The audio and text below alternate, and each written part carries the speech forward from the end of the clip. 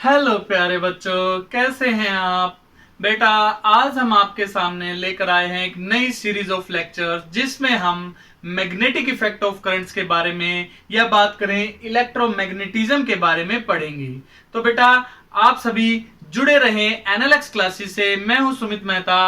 और बेटा, हम शुरुआत करते हैं अपने लेक्चर की एक एक्सपेरिमेंट के साथ जो कि डेनिश फिजिसिस्ट हैंस और स्टड ने किया था। क्या कर रहे थे वो? एक्चुअली में इस एक्सपेरिमेंट में ऑर्स्टेड एक इलेक्ट्रिक सर्किट को स्टडी कर रहे थे। आज जैसा कि देख पा रहे हैं, एक सिंपल सा इलेक्ट्रिक सर्किट है जिसमें एक कंडक्टिंग वायर के थ्रू करंट गुजारा जा रहा है और बाय चांस उस करंट कैरिंग कंडक्टिंग वायर के पास एक मैग्नेटिक नीडल रखी थी। तो ऑर्स्टेड साहब ने क्या देखा? उन्होंने देखा कि ये जो मैग्नेटिक नीडल है ये डिफ्लेक्ट हो रही है, जैसा कि आप देख पा रहे हैं। तो बेटा, ये जो मैग्नेटिक नीडल है ये करंट को प्रोड्यूस होने से, जैसे ही करंट इस सर्किट में से गुजर रहा है तो ये मैग्नेटिक नीडल डिफ्लेक्शन दिखा रही है।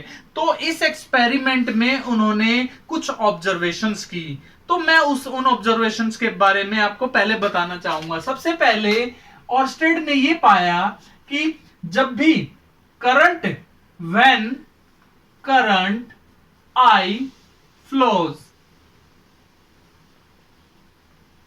Through wire, then what happens? जब भी करंट फ्लो करेगा वायर से तो there is a deflection. Deflection produces in needle। Clear हुई बात? उनको समझ में आई ये बात कि जब भी हम करंट को यहां से वायर में से गुजार रहे हैं तो नीडल में डिफ्लेक्शन आ रहा है। दूसरी ऑब्जर्वेशन उन्होंने क्या की? जो डायरेक्शन ऑफ डिफ्लेक्शन है, डायरेक्शन ऑफ डिफ्लेक्शन है, is reversed by reversing direction of current। Direction of current. बेटा, अगर हम सर्किट में करंट की डायरेक्शन को बदल दें, यानी कि अगर मैं बैटरी की पोलैरिटी को चेंज कर दूं, करंट को हम इधर से इधर फ्लो करवाएं, तो बेटा डायरेक्शन ऑफ डिफ्लेक्शन भी चेंज हो रही थी। और तीसरी बात उन्होंने पाई, मैग्नीट्यूड ऑफ डिफ्लेक्शन जो था, magnitude of deflection. Magnitude of deflection का मतलब क्या बेटा? अमाउंट ऑफ डिफ्लेक्शन, कितना डिफ्लेक्शन हो रहा है, is directly proportional to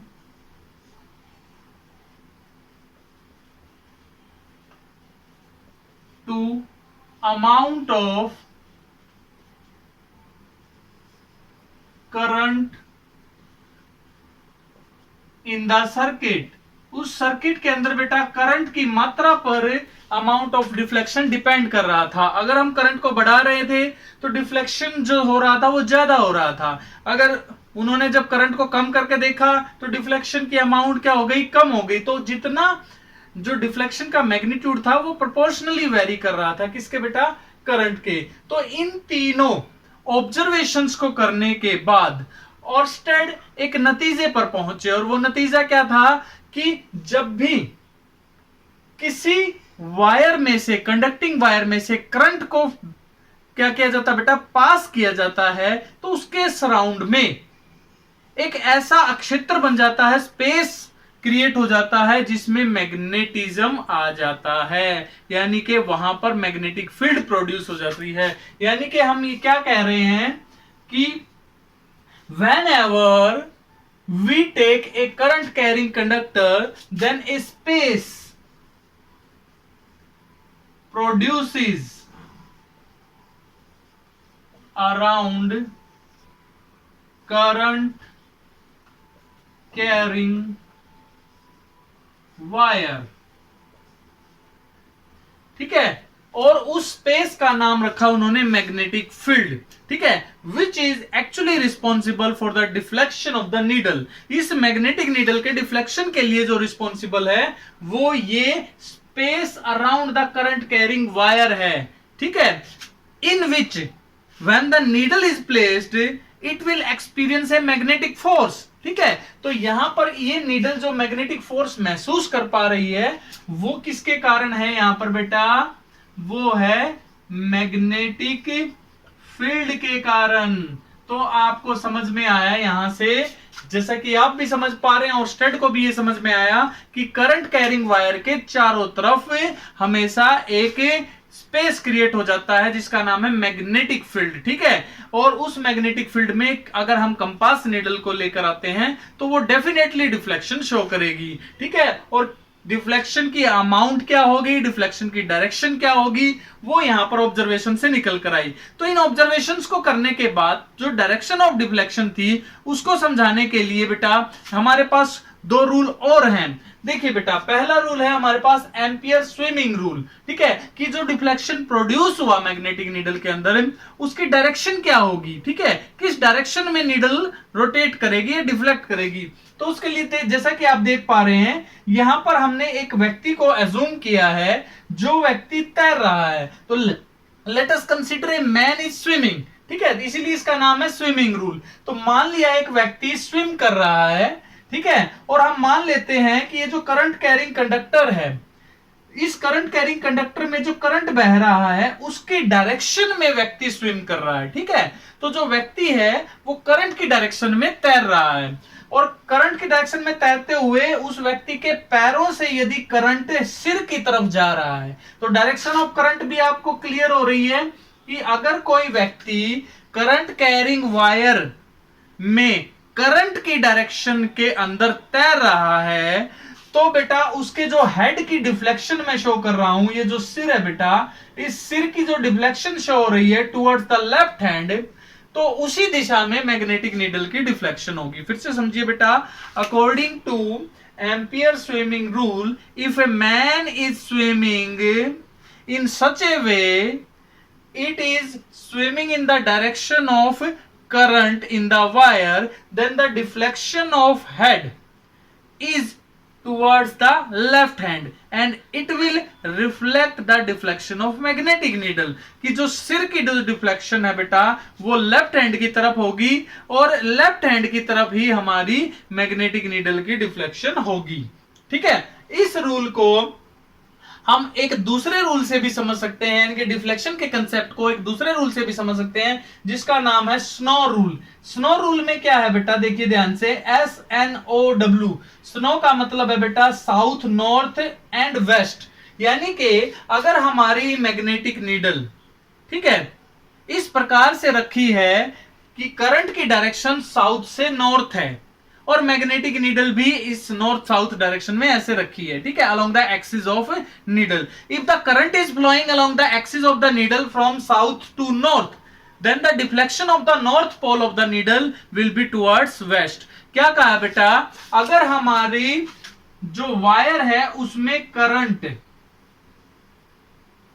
south से नॉर्थ डायरेक्शन में बह रहा है और मैग्नेटिक नीडल भी इसी डायरेक्शन में हमारी रखी गई है, तो मैग्नेटिक नीडल का जो डिफ्लेक्शन होगा नॉर्थ पोल का वो किसकी तरफ होगा बेटा, वो होगा हमारा वेस्ट की तरफ होगा, ठीक है। तो ये तुम्हारा था स्नो रूल। ये दोनों के दोनों जो रूल हैं एक्चुअली में क्या डिफाइन कर रहे हैं, ये दोनों के दोनों रूल ऑर्स्टेड के जो एक्सपेरिमेंट में हमने पाया कि मैग्नेटिक फील्ड प्रोड्यूस होती है उस मैग्नेटिक फील्ड की डायरेक्शन को बताने के लिए प्रयोग किए गए हैं, ठीक है बेटा। अब हम इससे थोड़ा सा आगे बढ़ते हैं कि इस प्रकार से हमने मैग्नेटिक फील्ड को ऑब्जर्व किया।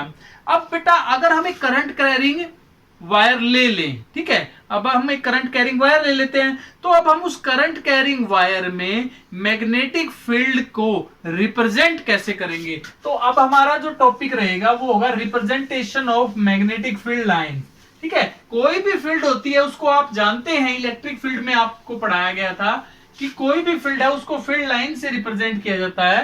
तो बेटा हाँ, अब देखिए जैसे अगर हम डायरेक्शन फिर से बात करें, डायरेक्शन ऑफ मैग्नेटिक फील्ड, ठीक है, तो डायरेक्शन ऑफ मैग्नेटिक फील्ड के लिए हम एक सिंपल सी बात ले लेते हैं कि हमारे पास ये देखिए एक करंट कैरिंग वायर है,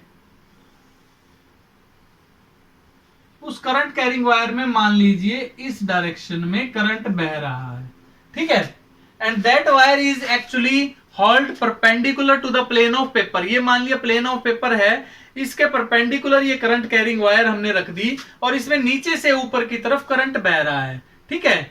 और हमने क्या किया, उस प्लेन ऑफ पेपर पर आयरन फिलिंग यानी कि छोटे छोटे आयरन के टुकड़े रख दिए हमने बेटा। तो हम क्या पाते हैं कि ये जो आयरन के टुकड़ों की अरेंजमेंट्स है, ठीक है, छोटी छोटी कील हैं, ये छोटे छोटे टुकड़े हैं, उनकी पेपर पर मैं पेपर और बना देता हूं। यहां पर मान लीजिए ये हमारे पास एक पेपर है और उस पेपर में से ये हमारा वायर इस प्रकार से गुजारा गया है। तो यहां पर जितने भी आयरन के टुकड़े थे तो वो बेटा अपने आप को अरेंज करना शुरू कर देंगे इस प्रकार से।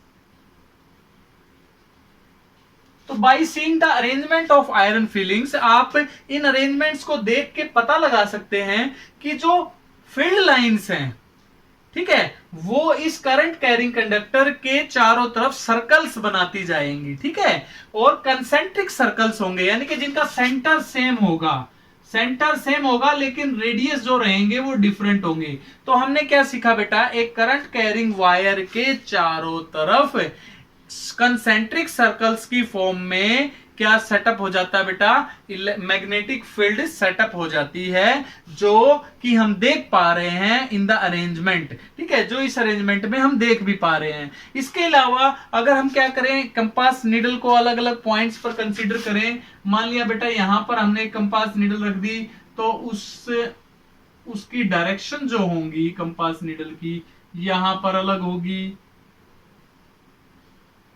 Direction of deflection. तो इस प्रकार से बेटा मैं ज्यादा नहीं बना रहा, पर आप समझ पाएंगे कि स्नो रूल से हम इस कंपास नीडल की डिफ्लेक्शन के बेसिस पर भी हम क्या कर सकते हैं, मैग्नेटिक फील्ड लाइंस को रिप्रेजेंट कर सकते हैं। तो इस एक्सपेरिमेंट में भी आप देख पा रहे हैं कि जो रोटेशन हो रही है यहाँ पे कंपास नीडल की, वो एक्चुअली में किसको रिप्रेजेंट कर रही है, वो रिप्रेजेंट कर रही है बेटा मैग्नेटिक फील्ड लाइंस को रिप्रेजेंट कर रही है। तो आप देख पा रहे हैं कि यहां पर magnetic field lines are in the form of concentric circles of increasing radius, ठीक है। और सबसे स्ट्रॉन्ग मैग्नेटिक फील्ड कहां पर होगी, जो सबसे नजदीक होगी किसके, करंट कैरिंग वायर के। तो पॉइंट्स आपको समझ में आए कि मैग्नेटिक फील्ड जो होती है वो भी इलेक्ट्रिक फील्ड की जैसी ही होती है। जिस प्रकार से इलेक्ट्रिक फील्ड को इलेक्ट्रिक फील्ड लाइन से रिप्रेजेंट किया जाता है, मैग्नेटिक फील्ड को भी मैग्नेटिक फील्ड लाइन से रिप्रेजेंट किया जा सकता है। इलेक्ट्रिक फील्ड के लिए क्या होना जरूरी है बेटा, चार्ज का होना जरूरी है। तो मैग्नेटिक फील्ड के लिए भी क्या होना जरूरी है, चार्ज, लेकिन वो मूविंग फॉर्म में होना चाहिए। तो मूविंग चार्ज का होना जरूरी है। ये भी वेक्टर क्वांटिटी है, इलेक्ट्रिक फील्ड भी वेक्टर क्वांटिटी थी, ठीक है। मैग्नेटिक फील्ड भी सुपरपोजिशन प्रिंसिपल को फॉलो करेगी, जिस प्रकार से इलेक्ट्रिक फील्ड फॉलो करती थी। मैग्नेटिक फील्ड भी दो फील्ड लाइंस आपस में कभी भी इंटरेक्ट नहीं करेंगी। तो ये जो बेसिक प्रॉपर्टीज हैं वो सिमिलर सी हैं, किसके, इलेक्ट्रिक फील्ड के ही, लेकिन कुछ डिफरेंसेस भी होंगे, किसमें, इलेक्ट्रिक फील्ड में और मैग्नेटिक फील्ड में। तो बेटा आज हम बात कर लेते हैं उनके बारे में, थोड़ा सा मैग्नेटिक फील्ड के बारे में और बात करते हैं। देखिए बेटा आप यहां पर आसानी से देख पा रहे हैं कि ये जो करंट कैरिंग कंडक्टर है, इसके आसपास जब भी नीडल हमने रखी तो वो डिफ्लेक्ट हो रही है। इसका मतलब है इस मैग्नेटिक नीडल पर करंट कैरिंग कंडक्टर की वजह से क्या लगा, कोई ना कोई फोर्स लगा। वो फोर्स ऐसा फोर्स था जिसने उसको डिफ्लेक्ट करवा दिया। तो उस फोर्स को डिफाइन करना पड़ेगा बेटा। That force is known as magnetic force. उस फोर्स को क्या बोलोगे बेटा, मैग्नेटिक फोर्स। और ये जो सराउंडिंग एरिया डेवलप हुआ है, इस एरिया को हम बोलेंगे मैग्नेटिक फील्ड। तो सबसे पहले हम डिफाइन करेंगे what is your magnetic field. Magnetic field क्या होती है बेटा, मैग्नेटिक फील्ड है बेटा, it is the region in space around a current carrying conductor और मैग्नेट। बेटा मैग्नेट के चारों तरफ तो होंगी ही होंगी, लेकिन यहां पर हमने करंट कैरिंग कंडक्टर के चारों तरफ भी देख लिया। तो बेटा it is the region in space around a current carrying conductor और मैग्नेट इन विच, ठीक है, इट्स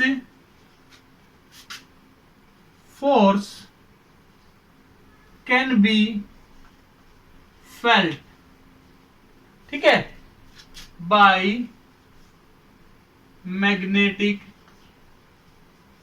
नीडल। ठीक है, तो इस स्पेस में अगर हम मैग्नेटिक नीडल को रखते हैं तो इसका प्रभाव जो है वो महसूस किया जा सकता है। ठीक है, तो बेटा ये वैसे तो इनफाइनाइट डिस्टेंस तक होगा, पर इसकी जो स्ट्रेंथ है वो क्या होती जाएगी, डिक्रीज होती जाएगी डिस्टेंस के साथ साथ है। तो बेटा जहां तक इसका एक्चुअल हमें इफेक्ट महसूस हो सकता है वहां तक हम कंसीडर इसको कर लेते हैं। ठीक है बेटा, तो स्ट्रेंथ ऑफ मैग्नेटिक फील्ड जो है उसको हम मैग्नेटिक फील्ड इंटेंसिटी, या हम इसको डिनोट करते हैं मैग्नेटिक फ्लक्स डेंसिटी बी। इस बी के नाम क्या है बेटा, बी का नाम है मैग्नेटिक इंडक्शन भी नाम रखा जाएगा बेटा, इसको ऐसे भी बोल सकते हैं, इसको हम मैग्नेटिक फ्लक्स डेंसिटी भी बोल सकते हैं, और इसको हम मैग्नेटिक वेक्टर भी बोल सकते हैं, जो हमारी मैग्नेटिक फील्ड है। ठीक है, इसकी स्ट्रेंथ को रिप्रेजेंट करने वाला वेक्टर। क्लियर हो गया बेटा अब आपको। अब मैं ये क्या कह रहा था कि फोर्स लग रहा है, कौन सा फोर्स लगेगा बेटा, मैग्नेटिक नेचर का होगा। तो इसका मतलब है इस स्पेस में एक मैग्नेटिक फोर्स होगा, और मैग्नेटिक फोर्स किस पर लगेगा, या तो कंपास नीडल हम लेके आएंगे या फिर हम कोई मूविंग चार्ज लेके आएंगे बेटा। दूसरी सिचुएशन क्या है, मूविंग चार्ज की। तो जब हम किसी मूविंग चार्ज को इस रीजन में लेकर आते हैं तो उस पर क्या लगता है बेटा, एक फोर्स लगता है, मैग्नेटिक फोर्स। तो हम उस फोर्स को डिफाइन करेंगे। हमारा अगला कंसेप्ट है वो है बेटा मैग्नेटिक फोर्स। क्लियर हो गई बात, acting on a moving charge. ठीक है बेटा, इस मूविंग चार्ज के ऊपर मैग्नेटिक फोर्स कितना लगेगा। तो बेटा हम देख पाए ये भी एक्सपेरिमेंटल डाटा से पता चला कि जब कोई भी, अच्छा मैं इसको मूविंग चार्ज का कंसेप्ट क्यों लिया हमने बेटा, करंट कैरिंग कंडक्टर, ठीक है, और उसको मैग्नेटिक फील्ड में, और करंट कैरिंग कंडक्टर यानी कि जहां पर करंट होता है वहां पे चार्ज मोशन में होता है। आपको ये सभी बातें पता है। तो बेटा let us consider a charge particle. आसान सा कंसेप्ट ले लेते हैं, let us consider a charge particle of mass m is moving with velocity v in magnetic field b। ठीक है बेटा, मैग्नेटिक फील्ड के अंदर मूव कर रहा है, तो उसके ऊपर जो फोर्स लगेगा, then the magnitude of magnetic force is directly proportional to Q, यानी कि चार्ज के डायरेक्टली प्रोपोर्शनल है मैग्नीट्यूड ऑफ चार्ज के। नंबर एक ऑब्जर्वेशन मैकेनिकल क्या है। दूसरी बात, the magnitude of magnetic force is directly proportional to velocity of the charge. Also this magnetic force is directly proportional to the field strength। ठीक है, and the fourth one is this force is also depends on the angle between charge and magnetic field, यानी कि sign of the angle between charge and magnetic field। देखिए सोचिए बेटा, मान लीजिए हम यहां पर इनवर्ड, ये जो क्रॉस के जितनी बार भी मैं निशान बनाऊंगा बेटा ध्यान रखना, इसका मतलब बेटा मैग्नेटिक फील्ड ले रहा हूं मैं इनवर्ड डायरेक्शन में। अगर मैं डॉट लगाऊंगा तो आप ये समझ जाना कि मैग्नेटिक फील्ड एरिया बनाया मैंने आउटवर्ड डायरेक्शन में। ठीक है, तो ये जो मैंने एक रीजन ले लिया, ये हमारे पास एक रीजन है, ठीक है। इस रीजन में हमारे पास ये क्या रिप्रेजेंट की जा रही है, बी, और इसकी डायरेक्शन क्या है बेटा, मैं लिख देता हूं इनवर्ड्स, ठीक है। इस मैग्नेटिक फील्ड में मान लीजिए ये एक चार्ज पार्टिकल जिस पर प्लस क्यू चार्ज है वो घुसा, ठीक है, और ये जो प्लस क्यू चार्ज है ये रैंडमली किसी भी डायरेक्शन में घुस सकता बेटा।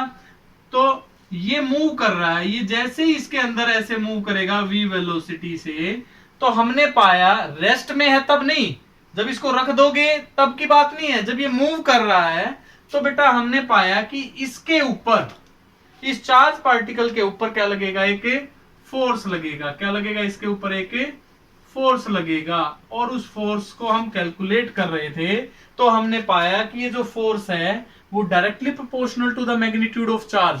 इस चार्ज पार्टिकल पर जितना चार्ज बढ़ेगा मैग्नेटिक फोर्स उतना ज्यादा लगेगा। अगर हम जैसे इलेक्ट्रॉन है, इलेक्ट्रॉन की बजाय प्रोटॉन या कोई आयन ले लेते हैं, इलेक्ट्रॉन प्रोटॉन पे तो सेम चार्ज होता है। जैसे अगर मैंने कोई आयन ले लिया, लिथियम आयन ले लिया, तो उस पर फोर्स की जो अमाउंट होगी वो ज्यादा हो जाएगी। इसी प्रकार से वेलोसिटी ऑफ द पार्टिकल, ये जो पार्टिकल मूव कर रहा है उसकी वेलोसिटी के डायरेक्टली प्रोपोर्शनल होगा, strength of the magnetic field के डायरेक्टली प्रोपोर्शनल होगा, और इसके अलावा मैग्नेटिक फील्ड और इस वेलोसिटी वेक्टर के अंदर जो क्या है बेटा, एंगल जो बनेगा, ठीक है, उसके भी ये डायरेक्टली प्रोपोर्शनल होगा।